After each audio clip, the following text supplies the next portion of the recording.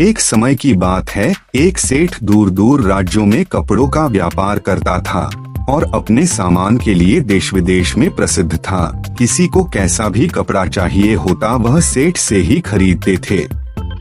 अपनी ईमानदारी और कड़ी मेहनत के कारण सेठ के पास जमीन जायदाद रुपए पैसे की कोई कमी नहीं थी। सेठ का कोई बच्चा नहीं था, केवल एक पत्नी थी जिसे सेठ बहुत प्यार करता था और देश विदेश से अपनी पत्नी के लिए तरह तरह के सुंदर सुंदर उपहार लेकर आया करता था। एक बार उसने देखा उसकी पत्नी बड़ी परेशान नजर आ रही है। पूछने पर पता चला कि पत्नी के बाल बहुत ज्यादा झड़ रहे हैं। पहले तो सेठ को यह कोई बड़ी समस्या नहीं लगी, किंतु धीरे धीरे सेठ को भी लगने लगा कि उसकी पत्नी के बाल पहले से काफी कम होते जा रहे हैं। सेठ देश विदेश से पत्नी के लिए दवाई लाने लगा, किंतु किसी दवाई से भी पत्नी के बाल ठीक नहीं हुए।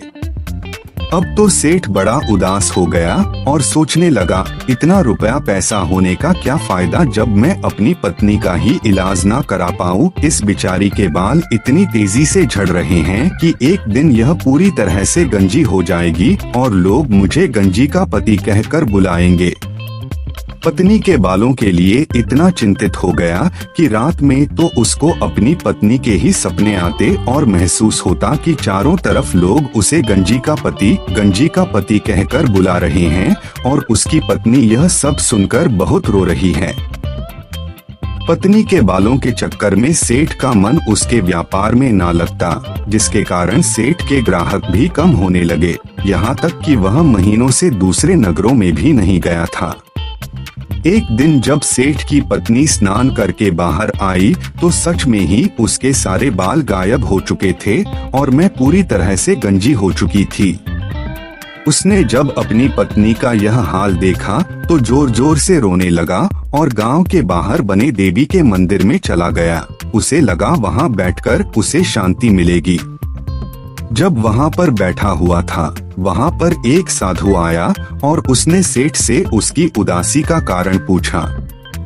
साधु के प्यार भरे शब्द सुनकर सेठ सिसक सिसक कर रोने लगा और बोला, महाराज मेरी पत्नी के सारे बाल गिर गए और वह पूरी तरह से गंजी हो गई है। मुझे समझ में नहीं आ रहा है कि मैं अब सबको अपना मुंह कैसे दिखाऊं।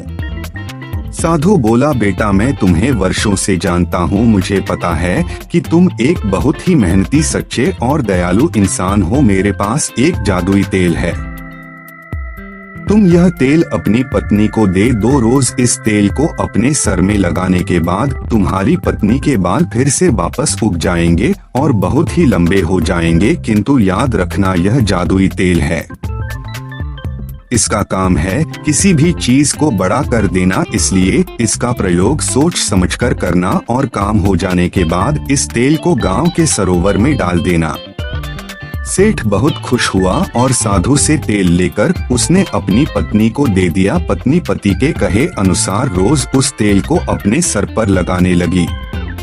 सच ही उसके बाल बड़े लंबे हो गए।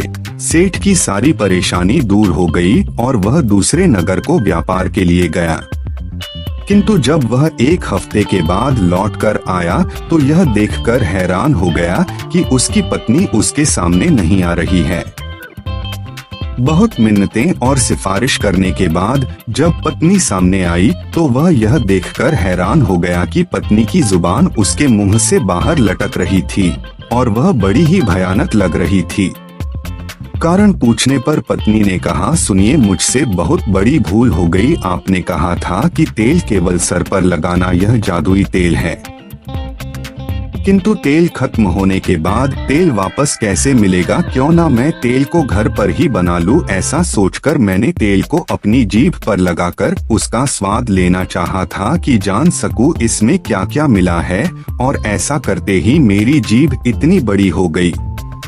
सेठ सिर पकड़कर बैठ गया। मैं समझ गया कि अब इस समस्या का कोई निदान नहीं। उसके बाद सेठ की पत्नी को किसी ने घर के बाहर कभी नहीं देखा और सेठ अपनी पत्नी की मूर्खता के कारण पूरे जीवन एक इतनी लंबी जीभ वाली पत्नी के साथ जीता रहा और यह कहावत बन गई कि पत्नियों की जीभ बहुत लंबी होती है। बिना सोचे समझे हमें किसी भी वास्तु का और कामों में उपयोग नहीं करना चाहिए। दोस्तों, जिस वस्तु का इस्तेमाल जितना होता है उतना ही करना चाहिए। अगर हम उस वस्तु का उपयोग और काम में करें गए तो हमारी अपनी ही हानि होगी। दोस्तों, अगर कहानी आपको अच्छी लगी तो शेयर जरूर कीजिएगा। मिस्टर क्रिएशन फैमिली, क्या हाल है?